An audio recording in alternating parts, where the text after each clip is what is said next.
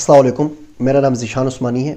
आज की वीडियो में बात करेंगे मुस्तकिल मिजाजी की या कंसिस्टेंसी की। कंसिस्टेंसी से काम करना बहुत ज़रूरी होता है। आपको बहुत सारी जगहों के ऊपर बहुत ज़्यादा हार्ड वर्किंग नहीं चाहिए होती, बहुत ज़्यादा स्मार्टनेस नहीं चाहिए होती, कोई जीनियस लेवल बहुत ज़्यादा अच्छा नहीं होना चाहिए, आपका आईक्यू लेवल भी ज़्यादा ना हो तो चल जाता है। अगर आप कंसिस्टेंट हो तो बहुत सारे प्रॉब्लम से निकल सकते हैं। ये सबक मुझे बहुत अर्ली एज के अंदर मिल गया था। मेरे एक टीचर थे, वो मुझे मस्जिद ले आया करते थे मगरिब की नमाज़ के बाद और बोलते थे नमाज़ पढ़ते रहो। नमाज़ हो गई, बोलते थे अब चले, कह रहे नहीं तुम ऐसा करो अवाबीन पढ़ लो, चलो और नफिल पढ़ लो, चलो और नफिल पढ़ लो। अवाबीन की तो 49 तक अहादीस में आई है कि रकातें होती हैं और पढ़ते रहो। मैं बोलता था पता नहीं अल्लाह मैं क्या किस मसले में फंस गया हूँ। इशा हो जाती थी, इशा पढ़ के फिर मस्जिद से बाहर निकलते थे। अब मोहल्ले की वो बाज़ार की मस्जिद थी तो लोग आते रहते थे, जाते रहते थे नमाज़ से पढ़ के। मगरिब के बाद आपको पता है बहुत सारे लोग आते रहते हैं, नमाज़ पढ़ते रहते हैं। तो फिर उन्होंने एक बात समझाई, उनका देखो तुम नमाज़ पढ़ रहे हो, कोई एक्स्ट्रा ऑर्डिनरी काम नहीं कर रहे, सिंपल सी नमाज आराम से पढ़ रहे हो।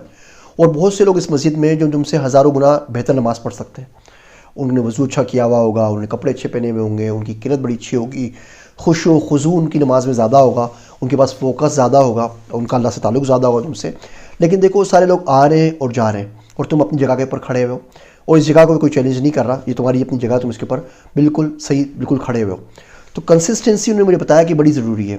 ये अच्छी बात नहीं है कि आप 100 रकत नफिल रात को पढ़ लें और सुबह आपकी फजर की नमाजी में सो जाए या जमात में सो जाए।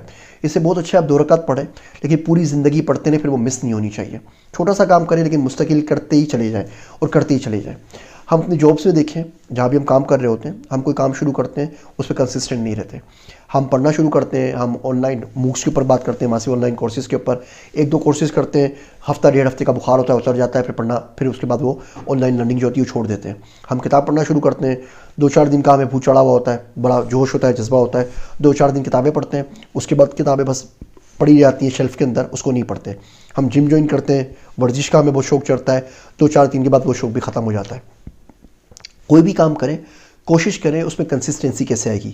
भले आप थोड़ा करें, भले उसकी क्वांटिटी ज़्यादा ना हो, लेकिन अगर वो थोड़ा थोड़ा काम आप रोज़ करते रहते हैं, साल भर करते रहें, ज़िंदगी भर करते रहें, तो वो काम आपको बाकी तमाम लोगों से बहुत ज़्यादा मुमताज़ बना देगा।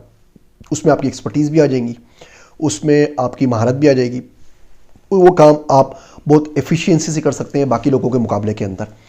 तो कंसिस्टेंसी का बड़ा ख्याल रखें। जो भी आप काम कर रहे हैं, पढ़ने का, लिखने का, दीन का, दुनिया का, कंसिस्टेंसी उसमें बहुत ज़्यादा ज़रूरी है। मेरी बातें सुनने का शुक्रिया। आप सबका ज़ीशान उस्मानी।